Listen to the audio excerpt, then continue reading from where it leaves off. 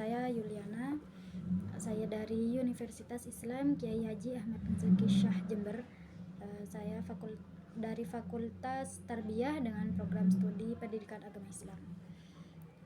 Sebelumnya saya di sini ditugaskan oleh dosen saya untuk menjawab sebuah tugas yang berupa ujian akhir semester dengan menggunakan video ini. Mata kuliah saya Kapita Selekta Pendidikan, dosen pengampu Ahmad Rosidi, MPDI. Yang pertama, langsung saja. Pertanyaan yang pertama, analisislah tantangan terbesar pendidikan di Indonesia pada era Society 5.0. Sertakan argumentasi berdasarkan konsep human centered dan pemanfaatan teknologi dalam pendidikan. Baiklah, yang pertama, mengenai tantangan terbesar di Indonesia dalam pendidikan pada era Society 5.0. Yang pertama, tantangan terbesar itu akses dan teknologi yang kurang memadai atau tidak merata antara perkotaan dan pedesaan. Tentunya tantangan ini sangat besar di pedesaan karena dibandingkan dengan perkotaan, pedesaan itu tertinggal sangat jauh. Kemudian bukan hanya akses dan teknologi yang tidak merata, tapi juga fasilitas dan infrastruktur yang kurang memadai. Maka dalam hal ini juga dapat terjadinya guru itu tertinggal dalam memanfaatkan teknologi pembelajaran. Nah, selain itu bukan hanya mengenai teknologi dan fasilitas yang kurang, tapi juga teknologi yang rendah di kalangan peserta didik dan pendidik. Banyak guru yang masih kurang memahami bagaimana belajar menggunakan teknologi, sedangkan siswanya juga belum memiliki kecakapan digital dasar, begitu. Kemudian yang kedua, sebab penurunan nilai humanis dan moralitas. Hal ini bisa terjadi karena banyaknya plagiasi yang dilakukan oleh peserta didik atau mahasiswa lah biasanya. Karena dengan ini adanya plagiasi, tentunya antara peserta didik itu kurang interaksi sosialnya. Seharusnya teknologi itu digunakan hanya sebagai alat bantu, bukan sebagai alat mereka melakukan pembelajaran terus-menerus. Sedangkan pengembangan karakter manusia dan peserta didik itu juga harus menjadi inti dalam pendidikan. Artinya, plagiasi ini jika dibiarkan, maka itu tentunya dapat menimbulkan degradasi moral dan etika.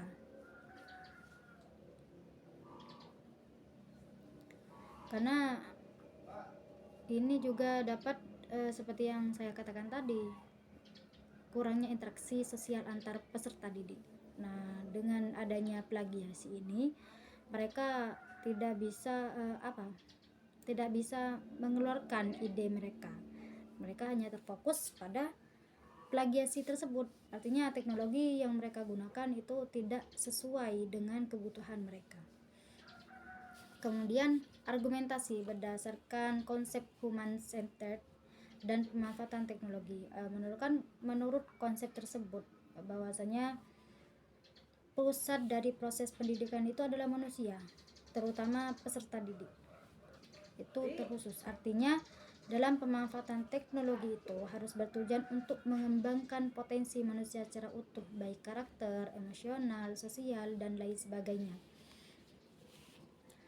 Maka dalam konsep ini yang menjadi tujuan utama dalam pendidikan itu, dalam proses pembelajaran itu adalah peserta didik, baik dari segi karakter, emosional, sosial, dan lain sebagainya. Bukan hanya sekedar sebagai untuk mencapai pemahaman secara global saja. Dalam praktiknya teknologi itu bisa dilakukan semacam seperti e-learning, berbasis e-learning, aplikasi pembelajaran. Banyak sekarang aplikasi pembelajaran yang bisa digunakan. Namun dalam penggunaan teknologi ini tetap harus terpacu dengan kebutuhan dan kesejahteraan peserta didik. Artinya dalam penggunaan teknologi ini juga harus mengimbangi, artinya harus seimbang dengan sesuailah dengan kebutuhan peserta didik, seperti itu. Kemudian dalam pemanfaatan teknologi dan pendekatan pendidikannya di era Soti 5.0 berpusat pada manusia dengan memastikan tidak terjadi pengurangan aspek sosial, moral, serta keterampilan hidup akibat ketergantungan pada teknologi. Nah, dalam pemanfaatan teknologi dan pendekatannya ini juga harus difikirkan atau dipertimbangkan dengan baik, karena jika tidak demikian itu juga akan menimbulkan sebuah ketergantungan pada teknologi. Kemudian yang nomor 2, soal yang nomor 2 itu bagaimana menilai kebijakan Merdeka Belajar dan perspektif keadilan dan pemerintah pendidikan. Ini juga ada contohnya. Nah, kebijakan Merdeka Belajar dari perspektif keadilan dan pemerintah pendidikan itu memiliki atau bisa melewati beberapa hal. Yang pertama, sekolah dan guru itu diberi kebebasan dalam menyelesaikan pembelajaran dengan kebutuhan lokal dan karakteristik peserta didik. Artinya, sekolah dan guru itu diberi kebebasan untuk menyesuaikan pembelajarannya dengan kebutuhan yang dibutuhkan oleh peserta didik, termasuk dalam penyusunan RPP atau rencana proses pembelajaran. Nah, sekolah dan guru itu diberi sebuah kebebasan untuk membuat strategi pembelajaran RPP sesuai dengan kebutuhan peserta didik. Kemudian dalam sistem penerimaan peserta didik, sistem penerimaan peserta didik ini juga bisa dilakukan dalam beberapa hal, misalkan dari segi reguler dan non reguler. Biasanya yang non reguler itu lebih ke mereka yang kesulitan atau masih dalam proses, misal ada yang bekerja, ada yang masih berada di pesantren, juga biasanya mereka yang kurang mampu, atau juga bisa dilakukan dengan jalur prestasi dan lain semacamnya. Nah, tujuan dalam hal ini itu bertujuan untuk mengurangi ketimpangan akses pendidikan. Artinya semuanya berhak, semua peserta didik ini berhak mengikuti sebuah pendidikan atau memiliki pendidikan tinggi dengan beberapa hal berikut yang tadi yang telah saya jelaskan, bahwasanya dalam penerimaan peserta didik baru itu bisa melewati beberapa jalur, karena itu juga bisa membantu peserta didik untuk terus sekolah, melanjutkan pendidikannya, seperti itu. Kemudian selanjutnya contoh konkret dari implementasi di lapangan. Biasanya yang pertama itu kebanyakan dari segi penilaian ujian akhir lah misalnya. Jadi dalam ujian akhir ini tidak hanya mengukur pada pengetahuan saja. Namun tentunya tidak hanya mengukur dari sebuah ujian yang mereka lakukan, tidak hanya mengukur dari sebuah jawaban yang mereka tulis di lembar jawaban, tapi juga bisa dilakukan dengan penilaian keterampilan dari peserta didik. Misal dari di sekolahnya ada berbasis komputer, nah itu bisa dilakukan penilaiannya, juga bisa dilakukan dalam keterampilan tersebut, atau ekstrakurikuler lainnya, pramuka, apalah semacamnya yang ada di sekolah, seperti itu. Karena mengapa demikian? Jadi dalam sebuah penilaian itu tidak hanya sebagai kelulusan saja, tapi juga untuk perbaikan untuk pembelajaran mereka.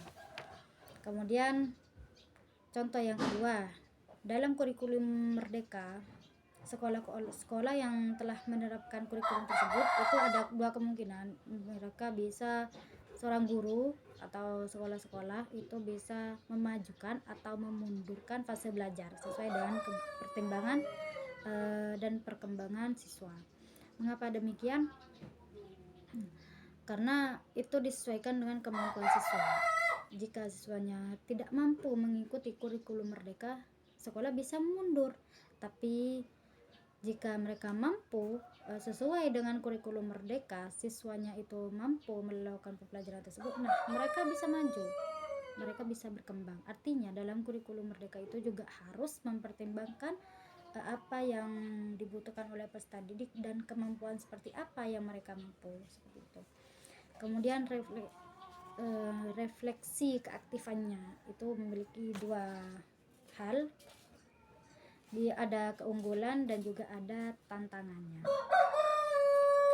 Keunggulan dari refleksi keaktifannya itu yang pertama, pembelajaran itu dapat disesuaikan dengan peserta didik. Artinya bukan hanya terfokus pada gurunya saja, tapi dalam kurikulum merdeka itu objeknya adalah peserta didik. Kemudian guru lebih fokus pada pengajaran dan pengembangan dirinya. Artinya guru itu tidak dibebani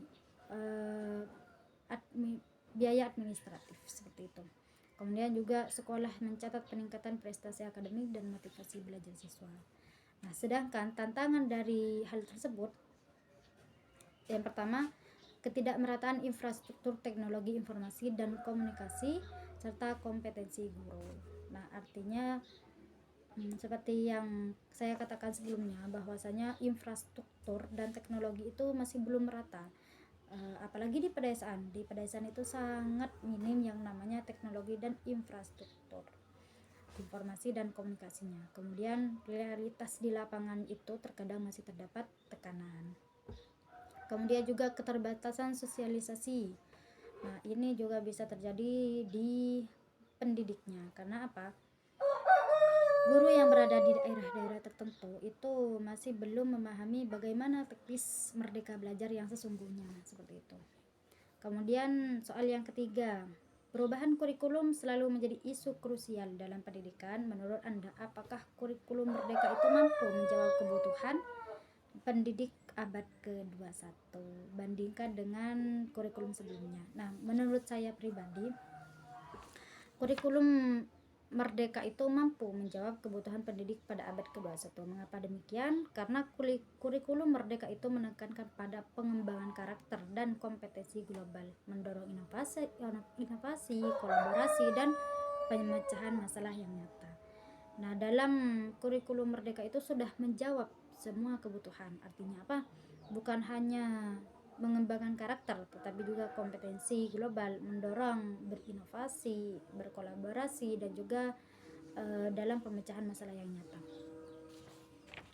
Dan dalam kurikulum merdeka itu juga lebih fleksibel dan adaptif sesuai kebutuhan siswa, serta mengadopsi pembelajaran berbasis teknologi. Nah, seperti yang saya katakan tadi, bahwa di zaman modernnya sekarang ini sangat dibutuhkan yang namanya teknologi sebagai sebuah pembelajaran, aplikasi pembelajaran, bukan sebagai sebuah permainan, seperti itu.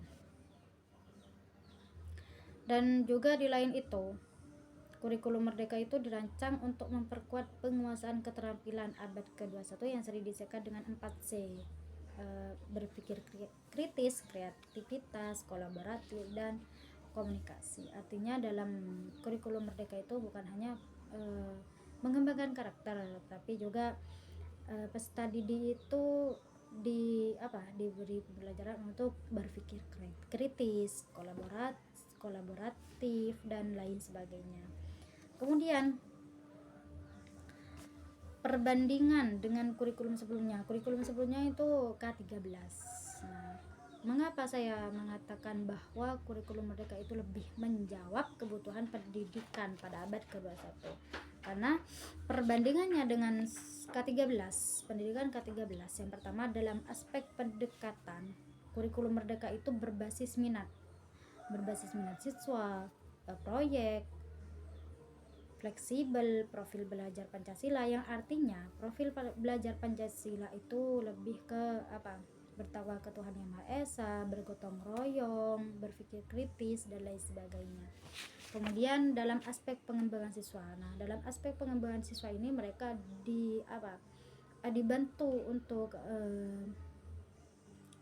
mengembangkan karakter mereka, memperbaiki moral mereka, mengembangkan skill mereka, dan juga kemandirian mereka. Kemudian dari aspek keterampilan. Nah, dalam aspek keterampilan ini peserta didik juga dituntut untuk berpikir kritis, kolaborasi, kreativitas, dan lain sebagainya. Kemudian penilaiannya. Nah, seperti yang saya katakan tadi sebelumnya, bahwasanya dalam kurikulum Merdeka itu penilaiannya bukan hanya sebuah ujian di kertas saja, tapi juga penilaiannya itu bisa dilakukan dengan keterampilan-keterampilan yang mereka miliki. Misal ada keterampilan komputer, nah itu juga bisa dilakukan sebagai penilaian, ekstrakurikuler yang ada, dan semacamnya. Kemudian peran guru dalam kurikulum Merdeka itu lebih bebas. Mereka diberi kebebasan untuk melakukan proses pembelajaran, baik dalam penyusunan RPP atau metode belajaran yang mereka lakukan. Nah, dan perangkatnya itu terbuka, disusun oleh mereka sendiri. Kemudian selanjutnya dalam aspek teknologi. Nah, aspek teknologi dalam kurikulum Merdeka itu bagian penting dari kurikulum, karena sekarang bukan tidak menggunakan, tapi lebih menggunakan basis proyek seperti itu. Artinya siswa itu tidak jenuh dalam melakukan pembelajaran. Kemudian dalam kurikulum K13, aspek pendekatannya itu pembelajarannya masih saintifik, masih menggunakan kompetensi dasar. Kemudian pengembangan siswanya masih menggunakan berbasis pengetahuan dan karakter umum saja. Dan dari keterampilannya, dari aspek keterampilan itu masih bersifat instruksional, artinya masih dalam tahap adanya instruksi. Kalau sebelumnya kan mereka mereka boleh berpikir kritis, kolaborasi, kreatif, dan lain sebagainya. Kemudian dari segi penilaiannya itu hanya terfokus pada ujian saja, tidak dengan keterampilan-keterampilan yang mereka miliki atau kemampuan-kemampuan yang mereka miliki. Kemudian aspek peran guru. Nah, dalam peran guru, kurikulum sebelumnya itu mengikuti apa yang telah disusun oleh pemerintah sesuai dengan desain pemerintah, begitu. Kemudian teknologi itu hanya sebagai pelengkap saja, artinya kalau tidak dibutuhkan ya teknologi tidak digunakan, seperti itu. Kemudian selanjutnya, pertanyaan selanjutnya yang nomor 4, globalisasi dan digitalisasi memberikan peluang sekaligus ancaman terhadap identitas pendidikan nasional. Analisislah bagaimana pendidikan karakter dapat diperkuat dalam sistem pendidikan modern. Nah, bagaimana cara penguatan karakter pendidikan dalam sistem pendidikan modern di sekarang ini yang dapat dilakukan? Yang pertama, melakukan pendidikan karakter. Nah, ini bisa dilakukan dalam kurikulum Merdeka, yang mana dalam kurikulum Merdeka ini menanamkan nilai-nilai kebangsaan, gotong royong, kemandirian dalam pembelajaran berbasis proyek, seperti itu. Kemudian yang kedua, pemanfaatan teknologinya. Nah, itu dalam pemanfaatan teknologi itu juga harus bijak. Nah, ini juga sangat penting. Siswa mengajarkan bagaimana literasi digital, sangat penting. Siswa mengajarkan etika berinternet, anti hoax, serta bertanggung jawab dalam penggunaan teknologi tersebut. Kemudian penanaman nilai-nilai itu juga bisa dilakukan dengan pengalaman nyata seperti keluarga, sekolah, masyarakat. Membentuk ekosistem pendidikan karakter bisa yang dilakukan kegiatan bersama di luar sekolah. Nah, itu biasanya bisa dilakukan seperti bakti sosial. Kemudian yang ketiga itu bisa dilakukan dengan evaluasi karakter yang holistik, begitu. Kemudian yang terakhir, isu tentang pendidikan. Nah, sebenarnya di sini ada beberapa isu yang bisa saya analisa, namun saya memilih menganalisa tentang pendidikan inklusif sebelum kita mengetahui apa akar masalah atau isu-isu tentang pendidikan inklusif itu. Pendidikan inklusif itu sebenarnya adalah sistem yang mengupayakan kesetaraan akses dan keterlibatan semua siswa termasuk anak yang berkebutuhan khusus dalam lingkungan belajar tanpa diskriminasi.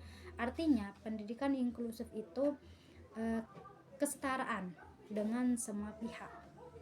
Artinya peserta didik itu sama, tidak ada yang namanya orang kaya, orang pintar, orang bodoh, baik dari ras, suku, bangsa dan lain sebagainya. Tidak ada diskriminasi baik itu bagi mereka yang berkebutuhan khusus atau tidak, semuanya sama.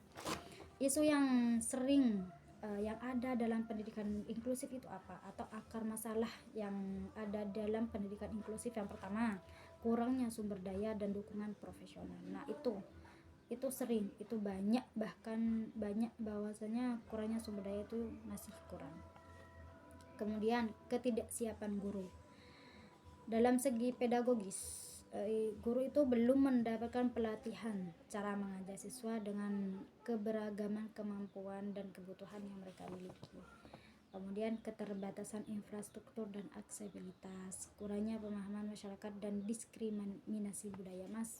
Masih adalah masyarakat yang masih melakukan diskriminasi, membedakan antara yang berkebutuhan khusus dan mereka yang tidak berkebutuhan khusus, seperti itu.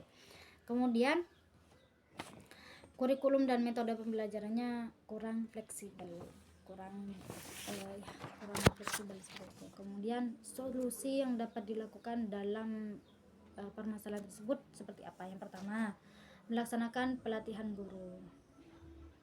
Artinya guru itu diberi pelatihan bagaimana cara mengajar mereka peserta didik yang memiliki keberagaman kemampuan dan kebutuhan. Kemudian kurikulum itu disesuaikan dengan kemampuan peserta didik. Juga menyediakan sumber daya dan fasilitas, melakukan sosialisasi dan edukasi. Ini penting, melakukan sosialisasi kepada guru, siswa, orang tua, agar tidak adanya sebuah diskriminasi, mereka saling toleransi, menghormati satu sama lain, tidak adanya sebuah perbedaan, seperti itu. Kemudian mengintegrasikan dukungan baik dari psikolog, konselor, tenaga kesehatan dan keluarga.